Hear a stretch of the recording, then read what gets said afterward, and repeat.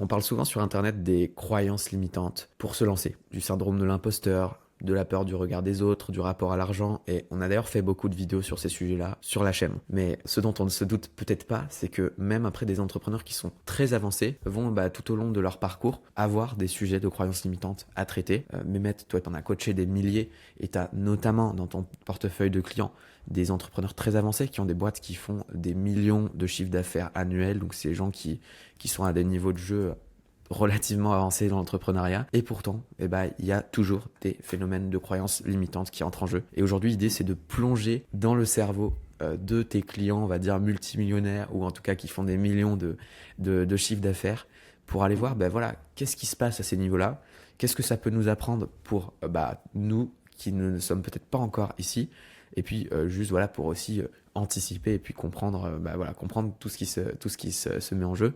Ça peut aller de la culpabilité, la peur de réussir encore plus, la peur du manque malgré une abondance qui est présente, le syndrome de l'imposteur qui va rester, peut-être la solitude du succès, enfin plein de choses.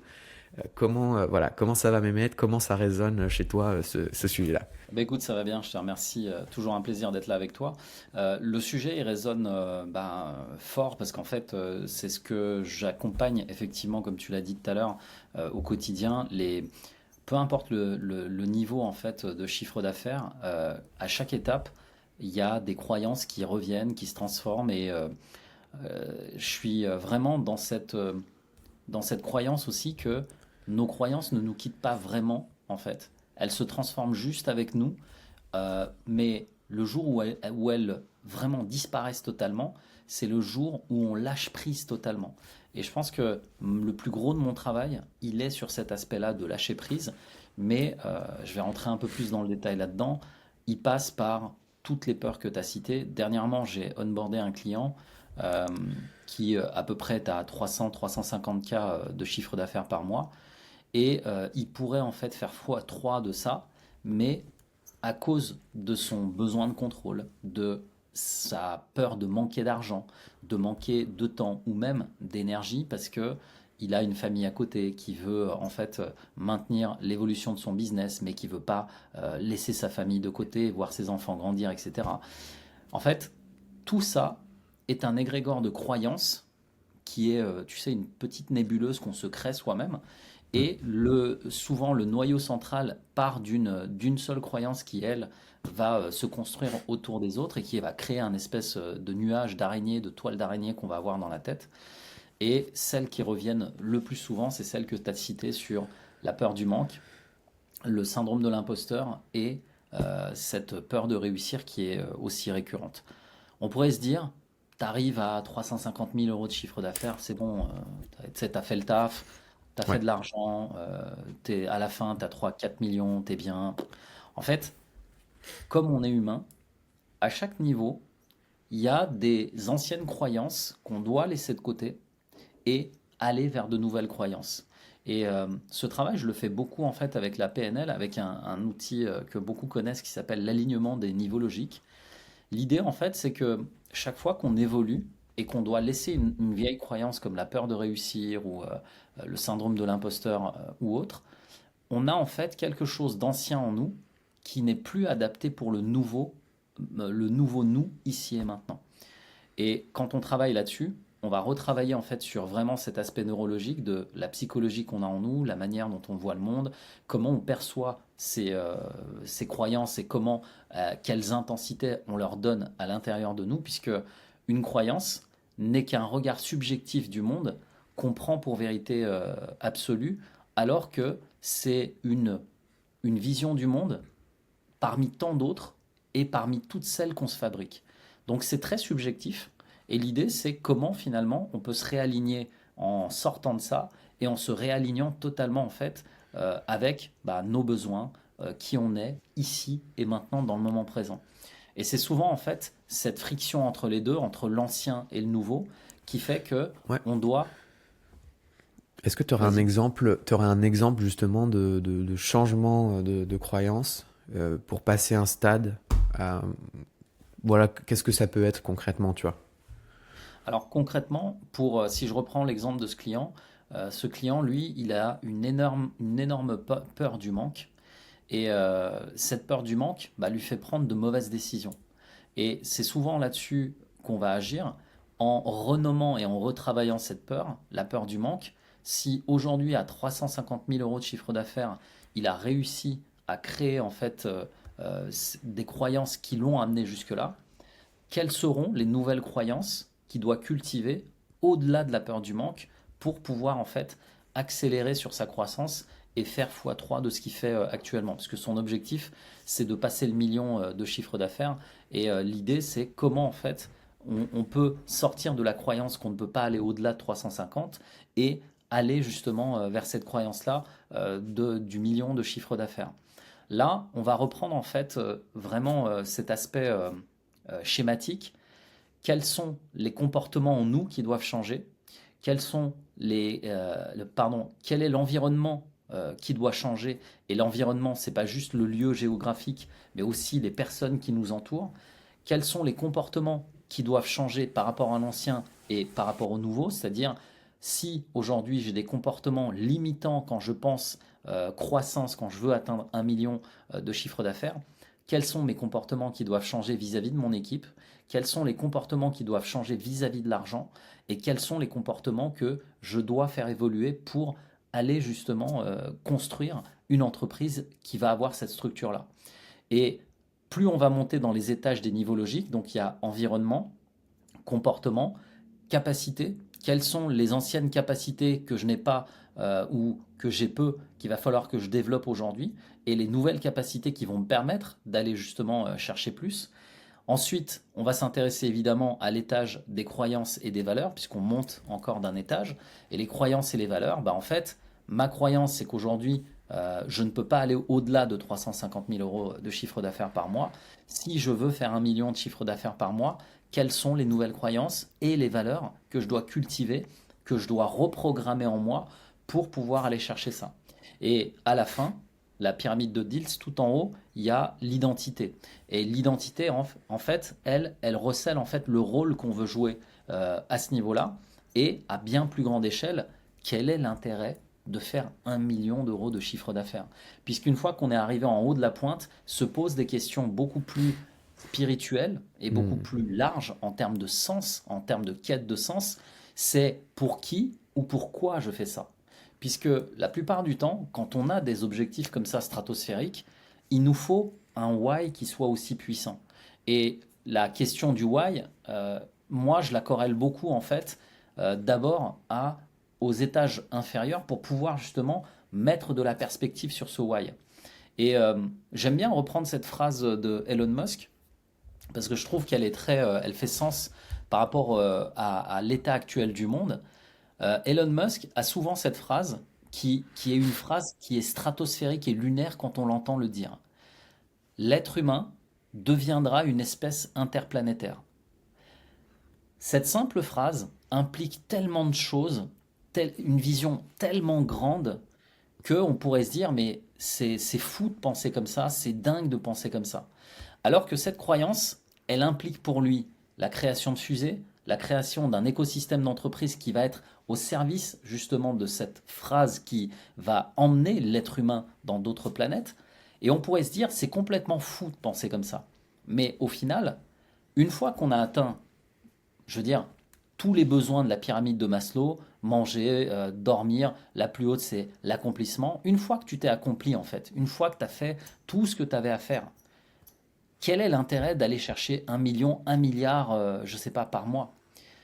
Et c'est là où, en fait, la quête du why, de quelque chose de plus grand, intervient. Et c'est là où il faut remettre en perspective, justement, peut-être ce qui nous anime profondément, qui on est profondément, et quel est peut-être l'impact qu'on veut avoir sur soi, sur les autres, etc. Et c'est là où des questions beaucoup plus spirituelles et philosophiques apparaissent, puisque souvent, les gens se perdent d'abord dans le why, en disant oui, c'est quoi mon why, etc., Hmm. etc., alors qu'ils n'ont pas bossé en fait le bas de la pyramide de Diels, où finalement, quand on commence notre journée, ce qui compte, c'est vraiment l'environnement, le comportement, les capacités, les croyances et l'identité et le rôle qu'on est en train de jouer dans notre vie.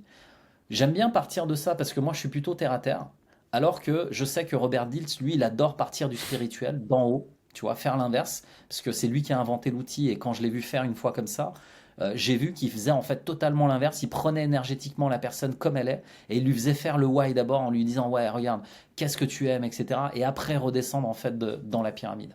Donc l'idée, si tu veux, c'est plus à partir de qui on est, transformer ses croyances en retravaillant sur cet aspect-là et en redonnant surtout du sens à ce qu'on fait, puisque cette quête de sens, elle nous habite tous en tant qu'humains. L'un des premiers, comment dire, l'un des premiers besoins psychologiques de l'humain en termes de sens, c'est la reconnaissance. Tu vois, sens, reconnaissance. Et l'idée, c'est que on est, nous, en quête de reconnaissance depuis notre naissance. Tu vois, c'est toujours les mêmes mots. Naissance, reconnaissance. Et on est toujours dans cette quête de sens toute notre vie. Et c'est par ça qu'on construit justement les croyances qui vont permettre d'y arriver. Et quand on est à 350 000 euros par mois et qu'on veut passer à 1 million, qu'est-ce qui ferait que derrière on mette du sens à faire plus et à aller chercher plus? Et c'est là où la reconnexion à son identité, à qui on est profondément, remettre en fait les bonnes parties de nous au bon endroit, permet justement de transformer ses croyances et simplement de faire shifter au bon endroit nos actions et la qualité de ce qu'on veut faire en fait en fonction de notre personnalité. Et aujourd'hui, quand je regarde dans cet écosystème-là, quand je regarde justement les grands entrepreneurs de ce monde, souvent ils commencent avec une petite phrase comme ça, l'être humain deviendra une espèce interplanétaire. Ben, cette phrase, elle est tellement énorme de sens, elle implique tellement de choses, bah plutôt peut-être que de commencer par un why, commencer par une phrase simple qui vraiment, quand tu l'as dit, même toi tu y crois pas, tu dis mais non, tu dis. En fait, j'aime bien ce théorème de Schopenhauer que Idriss Aberkan reprend souvent. Tu sais, quand une idée, si tu veux savoir si une idée est révolutionnaire, elle doit toujours passer par 3 étapes. La première, au début, tout le monde va trouver ça ridicule, va dire mais non, c'est des conneries ton truc et tout machin, et tout le monde va te rejeter, va renier en fait cette idée ou va renier qui tu es. Tant que tu passes pas par ça, en fait, ça veut dire que l'idée n'est pas encore suffisamment révolutionnaire. Et la deuxième, ça, c'est au-delà d'être ridicule, la deuxième idée, c'est que c'est dangereux. En fait, tout le monde va te dire, ouais, mais attends, tu dis que l'être humain sera une espèce interplanétaire, putain, c'est dangereux, ça veut dire qu'on s'occupe plus de la Terre, ça veut dire que truc, machin. Et en fait, quand tu as passé ces 2 étapes-là, la troisième qui est totalement rationnelle, c'est bah oui, c'était évident. En fait, tant que Elon Musk n'avait pas craché, tu sais, ses fusées, qu'il n'avait pas prouvé que c'était possible, simplement d'envoyer des fusées, de les ramener, et que ça coûterait beaucoup moins cher à la NASA de le faire, il n'avait pas encore les solutions et il n'avait pas encore créé la technologie qui permettrait en fait de faire en sorte que l'être humain soit une espèce interplanétaire. Mais à force d'échecs, à force d'essais pardon et d'échouer, le nombre de fusées qu'il a crashé, tout le monde l'a vu, il s'est ramassé des critiques de partout, il y a des investisseurs qui l'ont lâché, il s'est passé tellement de choses, mais malgré tout, il est encore là pour construire cette vision. Et aujourd'hui, il prouve que, ah bah oui, en fait, ils ont envoyé des robots sur Mars. Ils se rendent compte que Mars, bah, finalement, c'est habitable. Et il y a plein de trucs qui sont en train de changer. Tout ça part de petites phrases comme ça qui construisent la croyance chez ce genre d'entrepreneurs que finalement, c'est possible. Et en fait, il y a une autre phrase qui disait, ils l'ont fait parce qu'ils ne savaient pas que c'était impossible. Et en fait, quand tu réfléchis dans ce monde, quasiment tout est possible. Si toi, tu changes de croyance en te disant que bah, tout est possible, c'est ta seule volonté et tes actions et tout ce que tu auras entrepris pour le faire qui vont en fait amener le résultat. Et c'est souvent en fait par ce genre de croyance qu'on arrive à changer le monde. Génial, masterclass. Donc, et c'est vrai que c'est quelque chose qu'on voit, nous, dans les masterminds où on est avec des entrepreneurs qui développent leur boîte, c'est que, enfin, je sais pas comment toi tu le vois, mais j'ai le sentiment qu'assez vite, quand il y a un niveau de succès qui s'installe, il y a des nouvelles problématiques qui arrivent, des problématiques de sens, en fait. Donc, c'est plus des problématiques de bah, comment mon entreprise pourrait être plus rentable ou autre, c'est plus des problématiques de, ok, j'ai ce que je veux, and so what? Euh, et de reconnecter, bah, comme tu le dis là, à, à pourquoi on fait ça, à reconnecter ça à un objectif de plus grand, entre guillemets, ou en tout cas qui a plus de sens. Et c'est quelque chose d'assez fort. Je pense qu'il y a des bonnes leçons à en tirer pour tout le monde à tous les niveaux. Est-ce que Ouais. j'ai le temps de placer une dernière Bien sûr, idée qui vient de bien me sûr. venir? Ouais, bien Alors, sûr. ce que tu viens de dire m'a fait rappeler aussi une masterclass que j'avais vue chez Alex Hormozy, que j'ai trouvé très pertinente. Alex Hormozy, il a fini une masterclass comme ça il y a déjà 4-5 ans de ça, hein, c'est un vieux truc. Et à la fin de la masterclass, j'avais même pris un screenshot de ça. Il avait dit en fait, j'ai fait tout ce qui est businessment possible pour atteindre mes 100 millions le plus vite possible. Parce qu'à l'époque, son obsession, c'était de faire 100 millions. Et en fait, il est arrivé en haut, comme tu disais, il est arrivé en haut de la montagne. Voilà, il a fait le chemin, il a fait ses 100 millions, et il a dit la même phrase. Ok, and so what? Et le truc qui m'a marqué dans la conférence, il m'a dit, les 100 millions, quand je les ai faits, j'avais un niveau vraiment de dalle, il avait faim. Vraiment, j'ai faim pour avancer, pour aller vraiment choper les 100 millions, etc. Annuels.